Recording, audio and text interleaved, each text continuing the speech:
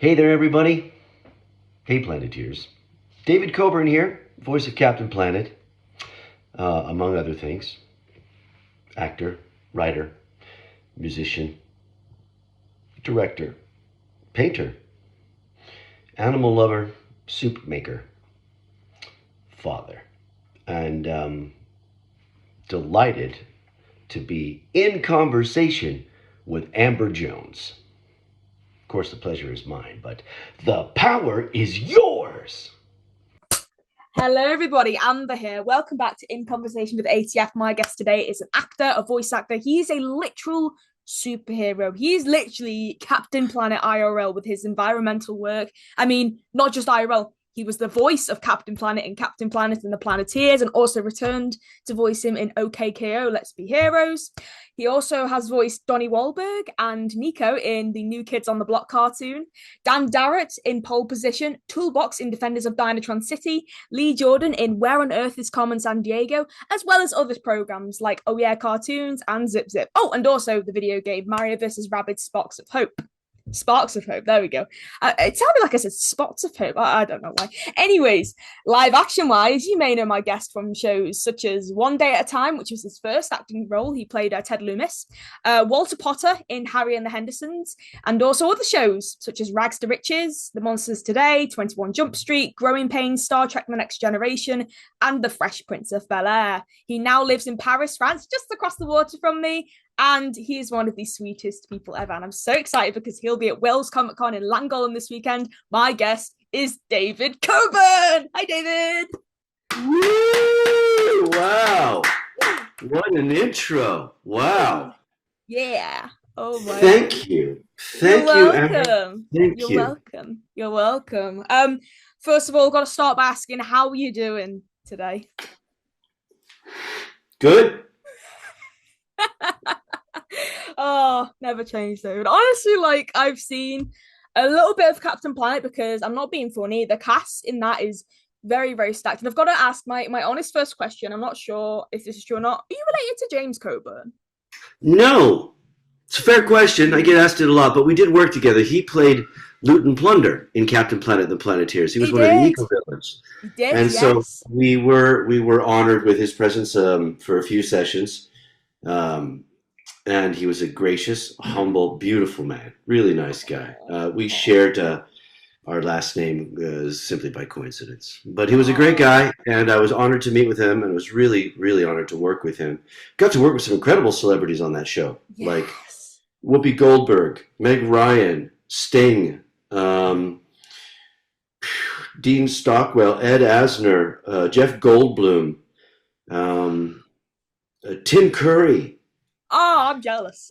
Tim Curry showed up for a lot of recording sessions. Martin Sheen. And it was everybody knew they were working on something special. So yeah, definitely. As well as other voiceover greats who I also have the pleasure of knowing, such as Frank Welker, one of the legend. Best. I've met him at least 4 times now, so he's awesome. He's awesome, and I'm just literally just looking for you. Oh, so go ahead. I just learned a lot from working with guys like Frank. And who else were you going to name? Who else is on that incredible list of voice actors? Maurice LaMarche. I just met him at San Diego Comic Con for the first time. We'd known each other over the net for 5 years, and we'd never met in person until that very Comic Con. He's a sweet, big-hearted guy. We used to smoke a lot of cigars together. Oh, he's great. And other people like Jim Cummings, Cam Clark, Malcolm McDowell. I've met all these people. I'm trying to think. That's Charlie incredible. Adler. It's incredible. Charlie was out of his mind. I love him. Oh, I took his voiceover class last year. My God, what a guy. He's just, wow. It blows my mind every time I see him. Yeah, I think he blows his own mind sometimes too. It must be difficult to be him. And then there's other people like Mary Kay Bergman. Do you remember working with her? Oh my God, yes. I mean, she unfortunately passed away, but I know, yeah. But yeah, and she was a very talented actress. Wow. Yeah, we were at the same agency. Growing up. Wow. Which one? That one, at the time that we were at the same office, it was called Abrams, Rubeloff, and Lawrence, ARL. Ah, right, okay. Okay. And then you got Other great voiceover actors like Pat Fraley was Pat there. Fraley, love Pat Fraley. Who else is there? Garrett from the Ray Romano show. Yeah. Who And else is there? other legendary people like David Hayter. Yes. Who else is there? LeVar Burton, Kat Susi, Janice Kauai. I think that's how you say her last name. Janice Kauai, yeah. Kauai. I've not met her or Kath or Scott Menville. They're all known. Scotty apparently was just in Northern Ireland recently doing a Comic-Con. Really? Yeah, I saw a recent post on the internet. Scotty Menville was up there, the voice of Mati. I didn't even know. I definitely would have gone. The power of heart, little Mati. Back in the day when it was okay to pretend you were South American even though you weren't. Yeah, I'm literally looking at all these now. It's so cool. Can you imagine if that was like a British character? That would be so interesting. I mean, we had one British character in Captain Planet, Mal, played by Tim Curry, Dr. Blight's evil computer. And who was it who voice directed you in that show? Is it the first season? Almost the entire first season was directed by Marcia Goodman. Marcia Goodman, yes, I thought so. I've been talking to her recently. From legendary Deke Enterprises. She's was like a second mother to me. She's a sweetheart. Yeah. And a really great voice director. She's the main reason I actually got the job. She's the one who called me into audition, and for me, it was just another audition for Marcia. Mm-hmm. Nobody really knew at the time what it was before it was what it was. Had you done anything for her before Captain Planet? Or was pole position. I did. Pole position. Two seasons of that, and let's see who directed that. Sue Blue directed that. Oh, love Sue. She's awesome. I can't believe all these people that you know from Los Angeles, and you're just like sitting somewhere in Wales. It's unbelievable. It's mainly been 5 years of building up portfolios, and I did a documentary on the guy who voiced Bullwinkle, Bill Scott, for a good few years, and then through that I've gotten to know so many people, and I've been to LA about 4 times, so every time I go out I'm meeting new people every time I'm out there, and it's when you contacted me and you reached out and you wanted to talk, I took a look a little bit at what you'd done, and I was really impressed with the number of really talented, famous, and people I personally know from way back when you've already had conversations with. So, chapeau. Yes. Hey, thank you. I've had a lot of Captain Planet alumni on my show. Respect. Love the mug, by the way. Thank you. New York, awesome. So, real jump forward quick. I just want to ask, what made you want to move to France? Because you were living in LA before that, right? I grew up in Los Angeles, grew up in Southern California. Yeah. And that's where I started my acting career at the age of 13, following a minor ski accident in Utah in 1978. I knocked some teeth out and I couldn't play any sports. So I went to the drama class to wait for my mouth to heal up, and the director of One Day at a Time, a TV show back in the 80s, came to see his daughter in this play, and he saw me, and the rest is history. That's awesome. I did shows like One Day at a Time, Different Strokes, Facts of Life, 21 Jump Street, 30 Something, Fresh Prince, Sister, Martin, Mad About You, Jag, Sopranos, New York Law and Order, Special Victims Unit, Yada Day, Bobby, da blah blah blah. And then in 98, I just decided I was good. That was a good, successful career. I've been doing this since 1978. Wow. It's 1998. Maybe it's time to do something else. I think I'll apply for veterinary school. So I filled out 2 applications, one to UC Davis and one to Colorado State, 2 of the best vet schools in the United States, to become maybe a veterinarian.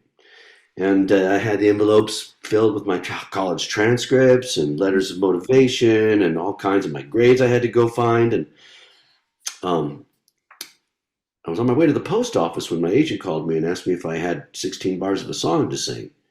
I was like, I could probably come up with something. Why? She says, because of Saturday Night Fever, musical, blah, blah, blah. So I went to the music store instead of the post office. And I got sheet music, and the next day I went to the audition, and I got a call back, And then I got another call back, and then they flew me to New York for a final callback, and I got the job. And I moved to New York in 1998 and did 507 performances of Saturday Night Fever on Broadway. Wow. I played 4 characters every night, and I understudied 3 other principal roles. That's And it was a crazy. brilliant experience. I also was doing voiceover at the time. I was still the voice of Saturday Morning Disney. Oh. Coming up next on the Disney Channel. Wow. So you've been here, there, and everywhere then. You've been the East Coast, the West Coast. When I moved to New York to do Saturday Night Fever, Disney wanted to give my job to somebody else, and I was like, no, you don't have to. Like, well, you're not going to be here. I said, it doesn't matter. There's this really amazing thing called ISDN. Yes. I think it's like they're like similar to Source Connect that they do nowadays and stuff. Well, Totally, now it's Zoom and stuff. But back then you needed to buy a huge box that cost several $1,000s. And there was a studio where I worked a lot for other voiceover jobs that had one, and they were renting out this studio to actors like me who needed ISDN patches for jobs elsewhere in the world, and the rates were really affordable. And so I picked up the studio cost myself, and I kept my Disney promo job, which I did on Monday nights when the theater was dark. Mm-hmm. So Tuesday through Sunday I was on stage, and then Monday I was in the booth, and then I go back to work Tuesday through Sunday. It lasted for 2.5 years. It was pretty fun. Wow. That was New York. And then because I'm Captain Planet, I saw Al Gore's movie, An Inconvenient Truth, in 2006. Mm-hmm. Did you ever see that? I haven't, no. Okay, I highly recommend you take a note of that, sit down, take a look at it. It's called An Inconvenient Truth, and it was a documentary about the environmental crisis, and it really, really touched me. And I was like, Jesus, David, you got to do something. So I wrote Mr. Gore a letter, and I said, Mr. Gore, I'm Captain Planet. Maybe I could use my skill set, standing up in front of people and talking, for something more important than my own resume. And I'd be happy to work with you if you would have me. And he invited me to participate in a training program in Nashville in 2006. I was one of 1,000 participants out of over 44,000 applicants. Sat next to Cameron Diaz that week. Oh, that's super nice. Really nice, really cool. And he trained us and gave us permission to use the information that he used in his film in our own communities, in our own lives. And I started working with the Captain Planet Foundation, which was run by Ted Turner's daughter at the time, Laura Seidel. And I was trying to put together an environmental educational program, a national environmental education program. And I had 3 sit-down meetings with Ted Turner, the creator of Captain Planet, and I had 3 sit-down meetings with Al Gore, Vice President of the United States, and I was trying to get the 2 of them to do some business together. And they both liked what I had to say. They both liked my program, but they couldn't make an agreement. And so I moved to France. Ooh. I fell in love with a French girl and moved to France. That's awesome. And here we very are, happy ending. 17 years later. Wow. I'm only 21. So I mean, honestly, I myself, I don't think I grew up with Captain Planet because I don't know if it aired in the UK. I know it does still air, but it's on MeTV Toons in the States. We don't have it over here. We don't have that channel. I wish we did though. But I think you can find it on the Mother Nature Network. You can find it on the Cartoon Network, and you can find it on YouTube. It's all over the place. Yeah, I mean, it's YouTube. Everything's on YouTube now. You can watch cartoons online, but I wish we had some like MeTV Toons here. We need some more cartoons in our lives. But when you were working on Captain Planet, was there any voice actor? Because I know we were mentioning people before, like Whoopi Goldberg and Tim Curry. Was there any celebrity that came in to record that you were absolutely starstruck by? That you were blown away by? It was like, oh wow, I can't believe such and such is recording. Like, that's them. I'm a very, very lucky actor. I've been feeding myself and now my children with work I do as an actor for a long time.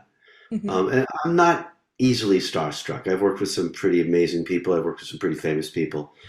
I was starstruck once.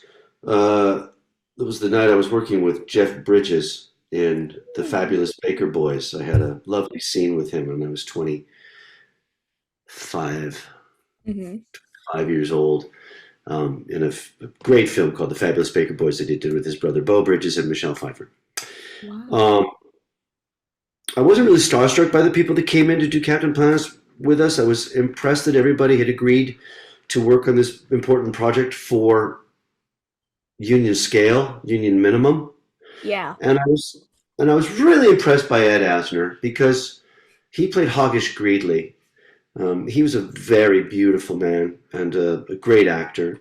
He was in a very famous TV show in the 70s called The Mary Tyler Moore Show, and he played her boss. Mm-hmm.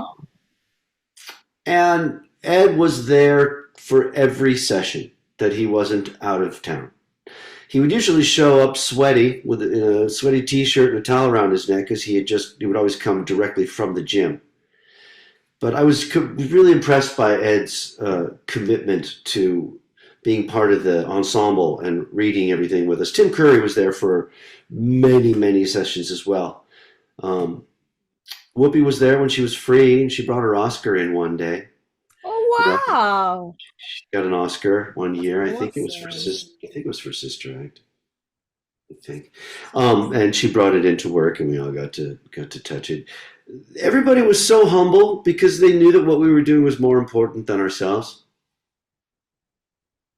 So Yes. Honestly, I'm so jealous. Like, it seems like a multiverse of talent. I mean, of course, there's me again mentioning Frank Welker because he's in every single cartoon that I've seen from the 80s and 90s. I saw him do dolphins, whales, squirrels, monkeys. He did a lot of monkeys in Captain Planet. And he taught me a lot. He taught me a lot. I learned a lot from Frank. I do a lot of animal noises now that I couldn't do before. Wow. My mother always called me the king of unnecessary noises until I started making my living as a voiceover actor. So. Oh, well, speaking of cast members, is there any cast members from Captain Planet or any other cartoons that you've worked on in LA that you still keep in touch with? Yeah, Richie Horvitz. Oh, Richard! I just met him at San Diego. He signed my blank flag. Richie's a great guy. Joey and I saw each other in New York for the 25-year Captain Planet reunion at the New York Comic Con. Uh-huh. That was fun. We did a panel. Joey Didio, the voice of Wheeler. Yeah. So I was just looking. I was trying to find out if they did a Captain Planet Loungefly bag, but they do not. I searched it, but there's nothing coming up. I think that'd be great. There is a is that? I'm trying to think. There is a bag like I've seen a picture of, but I don't think it's a Loungefly. I'm having a look. I think it would be a regular backpack. Don't know anything about that bag. It's basically like so Loungefly are like a bag brand. I have for example, I have this is a Loungefly bag here. This is a Cartoon Network one I own, and I have actually an extra one of these which I'm getting signed. So Richard Horvitz, he signed here because he voiced Billy in Billy and Mandy, and I think Candy Milo signed it. Monty Grabstein. I know Candy. Candace and I go way back. Oh wow, awesome! So I had a big crush on her back in the day. That's awesome. Yeah, Candy's very lovely. Everyone is just so lovely. And did you talk to Laurie Allen? I'm trying to. I think the last time I got in touch with her, she was like, "I'm busy over Father's Day weekend, but contact me after that." And I've just completely. She's a piece of work too. She's an amazing. Good friends with Charlie Adler. Have you spoken to Gray Delisle?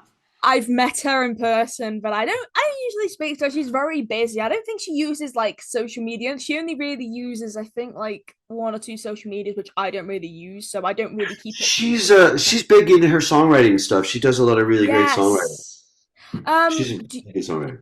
Do you know, by any chance? I'm not sure if she's voice directed anything you've done. Andrea Romano. Of course. I was just at her house. We had a party. Well, it was me, Andrea, Pat Music, Jeff Bennett, and Trez McNeil. All of us at her house. So we were like just hanging out. I know most of those people. I'd be surprised if they remembered me because it's been a long time since I've been in LA. But back in the day, Pat Music, absolutely. Andrea, absolutely. Wow. Oh, I'm so envious. We were all very friendly. We were all very supportive. We were all very loyal. A lot of us were musicians as well, so we all shared that in common, and Mm-hmm. That's so that's really cool. cool, Amber. Thank you, thank you. Look at you. Thank you. Going back to Captain Planet real quick, when you returned to voice him in OKKO, did you record from France or did you go back to LA to do it? Um, that time, Mm-hmm. when was that recorded? Um, I'm gonna. My best guess is probably. Well, I mean, the show started in 2017 and ended in 2019, so my best guess So is probably yeah, 2018. no, if my memory serves Oh me no, correctly, October 2017. It's yeah, that was yeah. something that we did remote here. Ah, I right, was okay. I was in a studio in Paris, but they recorded me in LA. Absolutely, I remember that session now. Wow, that was a long time ago. Oh, Yeah. that's awesome. That's awesome. Yeah. Another thing you might remember, I've got to ask you this: the New Kids on the Block cartoon, where you voiced. Nobody ever asks me about that. It's so cool that you're asking me. Go ahead. What do you want to know? Um, what do you remember from recording it and I remember my audition line for Donnie Wahlberg. I was the voice of Donnie, and I was the voice of Nikko, which was their Shar-Pei dog. Yeah. So that Mhm. was the first time I did an animal in a cartoon. That was fun. Oh. But Donnie Wahlberg is like, a lot of kids say we're teeny boppers, but we're not.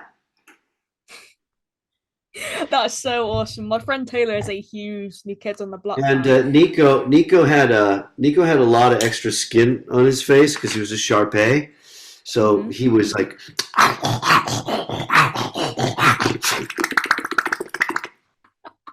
I loved that. That was really fun. It was the first time in my life I ever played a dog. That's perfect. That's Yeah. perfect. My friend Taylor wanted to know. By the way, they wanted to ask a question when they found out that I was talking to you. Um, I'd be curious to know if he remembers doing the cartoon, which obviously you've just said. And if he's met Donnie Wahlberg himself. No, we just got an audio sample of the new kids themselves so that we could try to voice match because obviously they weren't really good actors. Yeah. Um, as great as they were Sorry. singing and dancing and being the new kids that they were, Yeah. they weren't really good voiceover actors. I don't know if you remember again Brian Stokes Mitchell.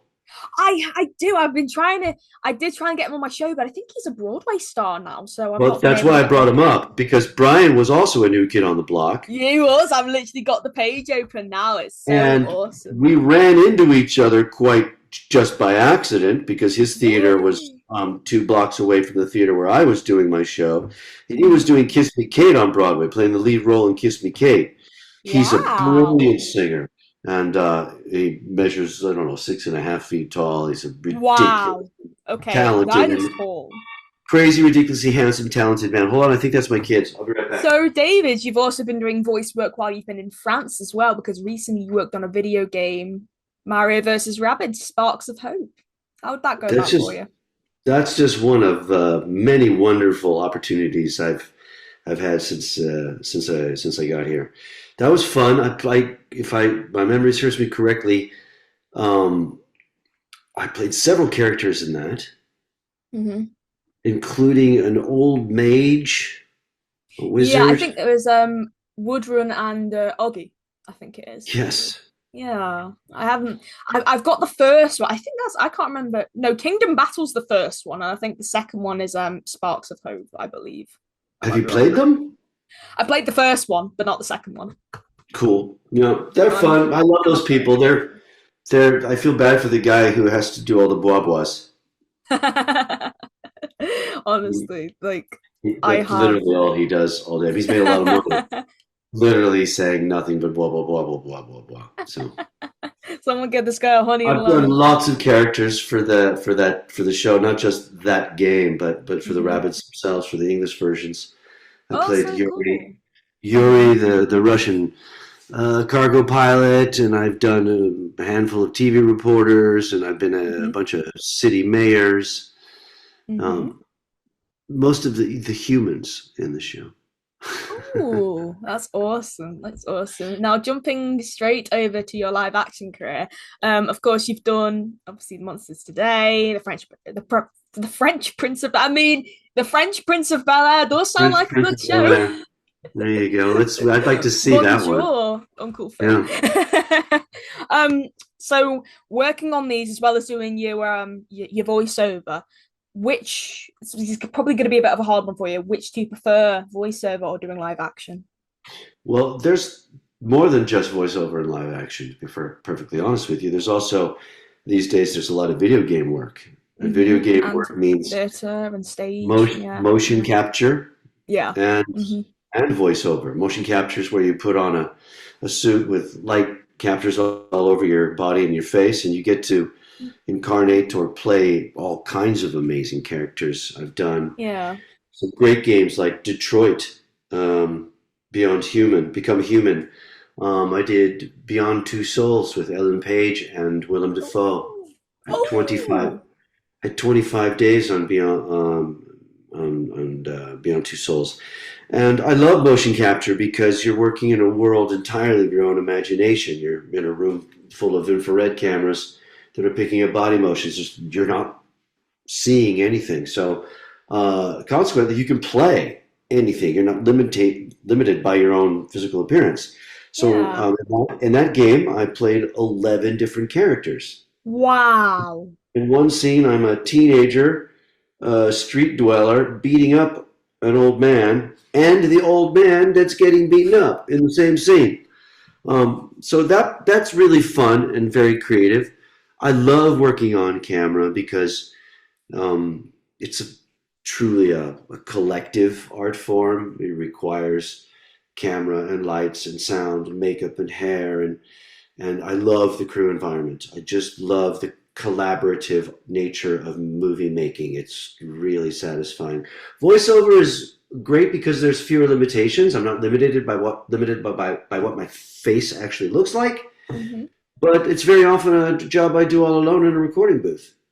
Mm-hmm. Without other people, without the interaction. One of the great things about Captain Planet was that we recorded every episode as an ensemble.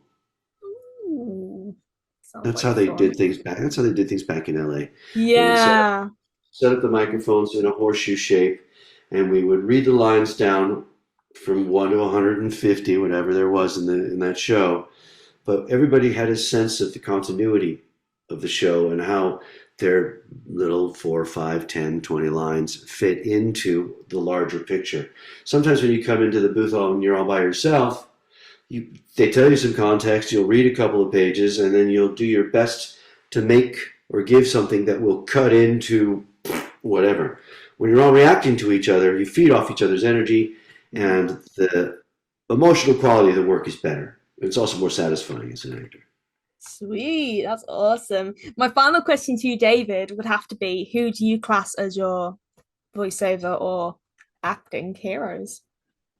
Your idols, your inspirations? Well, one of my favorite actors of all time was Alan Rickman.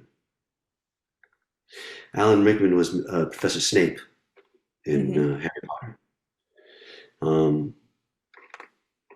I just love the mystery and danger that actor brought to absolutely everything he ever did. I have a great Alan Rickman story I'll tell you at the end really fast. Some other actors that I like are Tim Roth.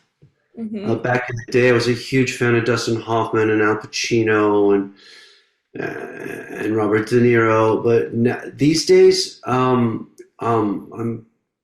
pretty.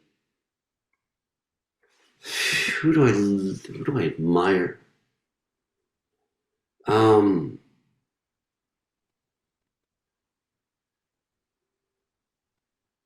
God, I consume so much media. Everybody's so good, or they wouldn't even be on TV. It's hard to remember everyone's name. Plus, I have access to different things on Netflix and media here in France than everybody else does in America. But I was very impressed with the cast of Casa de Papel, the Money Heist. Did you see that Spanish series? I haven't, no. Art direction what streaming service is it on? Or channel? Netflix. Netflix. Okay, cool. Netflix. Yeah, that's a fine piece of work.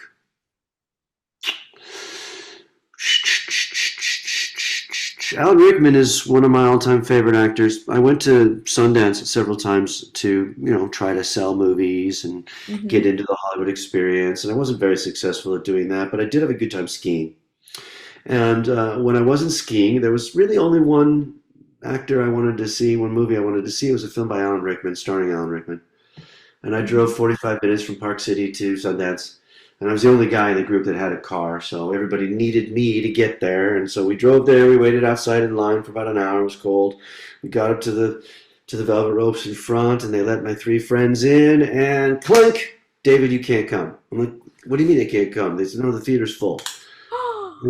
Well, no, you don't understand. First of all, I'm their ride, right? So like, there's no way they're getting back without me. I'm not going to sit out here for 2 hours while they watch the movie I came to see. This is the only movie I wanted to see. I came here to see Alan Rickman. Alan Rickman is the reason that I'm here. Mm-hmm. And the doors to the theater open up, and Alan Rickman pokes his head out. He goes, hey, come here. And he invited me in, and he gave me his seat, and he stood next to me for an hour and 45 minutes. And then we talked afterward, and he was a gracious and humble and brilliant man, gone way too soon. He also played the villain in Die Hard. I don't know if you remember Die Hard. That guy. That's when I fell in love with him, because he played this villain who wasn't a cliche, who wasn't a simple caricature of a villain. He had multiple layers, and he had respect for his adversary. And as an actor, I was fascinated by somebody who decided to make those kind of choices, playing that kind of role. And now, since I became a father, I've been working very hard on my Potter. Not now, Potter. I need to take my hair down here like this. Not. There you go. Not now, Potter. There you go. That's awesome. That is so cool, David. Well, thank you ever so much for letting me talk to you. And so wait, it's just not enough time. We're going to have to run into each other this weekend and continue this conversation. Well, yeah, speaking of this weekend, for those of you who live near Llangollen, David will be at Wales Comic Con at the Llangollen Pavilion, where the Eisteddfod is usually held. He will be signing autographs. Are you doing a panel? I offered my services as a Q&A and a panel participant. I don't know if they're going to exploit that offer or not yet, but always happy. I'm there to please. Wait and see. Hopefully something comes out of that. But yeah, Dave will be there. I'll be there. I'll be in cosplay on the first day. I'll be there with my Cartoon Network Loungefly and another one. I've got you know what, David? I'll let you pick what other Loungefly I get to wear, I'll wear the Cartoon Network one. One day, I've got a Disneyland one, I've got a Gem and the Holograms one, I've got a Rocco's Modern Life one, and I've got one of Jack in the Box, the fast food restaurant. Wow, so many choices, so little time. You know what? I'm gonna have to let you decide. You're a big girl. I'm sure you can make a good choice. Well, I think Amber, seriously, the purses, all of the adulation, the pleasure, it's really all mine. But the power is yours. Oh, thank you very much, David. So choose your own damn purse. Is there anywhere we can find you on the internet? Have you got a website? Have you got any social media? Wow, yeah. I have a website as a painter. I'm an avid and passionate yes, you're an artist. Watercolor painter. You can go to davidcoburnart.com. Anything that's not already sold is available for sale. Prices are cheap. Shipping's on me. I'm not doing this to make money, really. I just want to get my art out there. It's much better hanging on somebody's wall than it is sitting in the bottom of a bag. And I literally have hundreds of paintings. It's what brought me to France in the first place. And it's something I haven't stopped doing since I got here. And I paint a little bit every day. So that's davidcoburnart.com. You can go to my Instagram page, David Coburn Actor. There's also david.coburn.artist on Instagram. And you can look up my show reel on YouTube just by looking for my last name. Just going to follow you now. Here we go. Where are you? You've got... Oh, I'm already following your artist. And here's your actor page as well. There we go. Followed. Awesome. Well, to you at home, thank you ever so much for watching this episode of In Conversation with ATF, featuring the lovely David Coburn. It's Coburn, and I hope you Hey, where you from? what started recorded it. Fuck, David Coburn and I were talking. David Coburn. Where the hell are you from anyway, lady? How you doing? Let me ask you something. New York. Yeah. Now, listen, thank you so much for reaching out to me. It's been a pleasure. You're awesome. You're so well connected. You're so well informed. And it's really nice to talk to people who care so much. Thank you, David. See you at home. Thank you for watching. Make sure to like, comment, subscribe, and I'll see you in a future video. Goodbye from me and David. Have a lovely day. Bye. And bye, everybody.